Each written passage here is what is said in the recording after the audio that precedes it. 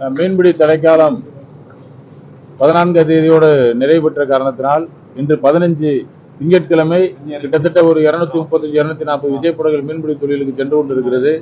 மிகுந்த எதிர்பார்ப்போடு இந்த முறை மீன்பிடி தொழிலுக்கு சென்று கொண்டிருக்கிறோம்.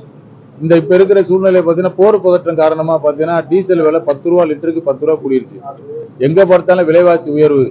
இந்த ஆண்டு எப்படி சமாளிக்க போறோம்னு எங்களுக்கு தெரியல. இருந்தாலும் ஒரு நம்பிக்கையோடு எங்களுடைய கடமையை செய்வதற்காக 5000 மீனவ தொழிலாளர்கள் இதுல நேரடியாக ஈடுபட்டு இருக்காங்க. தொழிலுக்கு விசைப்படகுகள் போய்கிட்டு இருக்கு. போன ஆண்டு ஆசீர்வதித்ததை போல கர்த்தர் எங்களை இந்த ஆண்டும் ஆசீர்வதிப்பாருங்கிற நம்பிக்கையோடு விசைப்படகுகளை தொழிலுக்கு எடுத்து சென்று விட்டிருக்கிறார்கள். பிளே ஸ்டோர் மற்றும் ஆப் ஸ்டோரில் இருந்து பாலிமர் செயலியை QR கோடு மூலம் பதிவிறக்கம் செய்யுங்கள். செய்திகளை உடனுக்குடன் பெறுங்கள்.